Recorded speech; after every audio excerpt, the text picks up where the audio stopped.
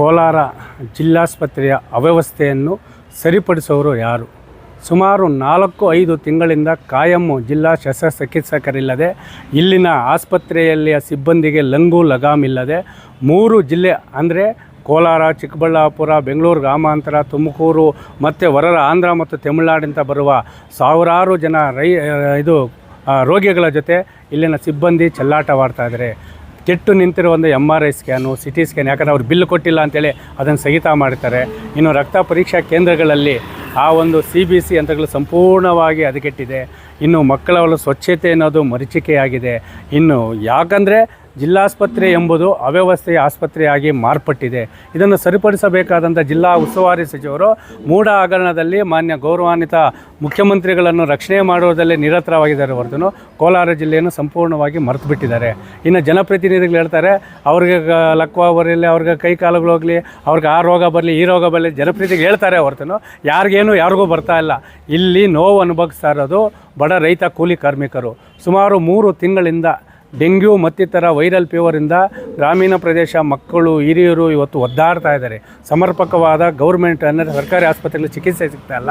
ಇನ್ನು ಖಾಸಗಿ ಆಸ್ಪತ್ರೆ ದುಬಾರಿ ಆಗ್ತಾ ಇದೆ. ಇನ್ನು ನಕಲಿ ವೈದ್ಯರನ್ನು ಅವಲಂಬಿಸಬೇಕಾದ ಪರಿಸ್ಥಿತಿ ಇದನ್ನು ಸಮಸ್ಯೆಯನ್ನು ಗಂಭೀರವಾಗಿ ಪರಿಗಣಿಸ್ತಾ ಇಲ್ಲ. ಇನ್ನು ಈ ಆಸ್ಪತ್ರೆ ನಮ್ಮ ಜಿಲ್ಲಾಸ್ಪತ್ರೆ, ಯಾಕಂದರೆ ಇದು ಶತಮಾನಗಳ ಹೆಸರಿರುವಂಥ ಜಿಲ್ಲಾಸ್ಪತ್ರೆ, ಪಾರ್ಕಿಂಗ್ ವ್ಯವಸ್ಥೆ ನೋಡಿದ್ರೆ ಬಾಯಿ ಬಡ್ಕೋಬೇಕು. ಇಲ್ಲ ಸಿಬ್ಬಂದಿ ಸ್ವಚ್ಛತೆ ಇಲ್ಲ, ಕುಡಿಯುವ ನೀರಿನ ವ್ಯವಸ್ಥೆ ಇಲ್ಲ ಆಡಳಿತ ಅಧಿಕಾರಿ ಇಲ್ಲದಕ್ಕೋಸ್ಕರ ಯಾವ ರೀತಿ ಹದಗೆಟ್ಟಿದೆ ಅಂತ ಹೇಳಿದ್ರೆ ಆ ಒಂದು ಆಸ್ಪತ್ರೆ ವ್ಯವಸ್ಥೆಯನ್ನು ನೆನೆಸ್ಕೊಳ್ಳೋಕ್ಕೆ ದಿಗಾಗ್ತದೆ. ಆರೋಗ್ಯವಂತವಾಗಿ ಬರುವಂತಹ ಒಂದು ರೋಗಿಗಳು ಅನಾರೋಗ್ಯವಾಗಿ ಇವತ್ತು ಇಲ್ಲಿಂದ ಈಚೆ ಹೋಗ್ತಾ ಇದ್ದಾರೆ.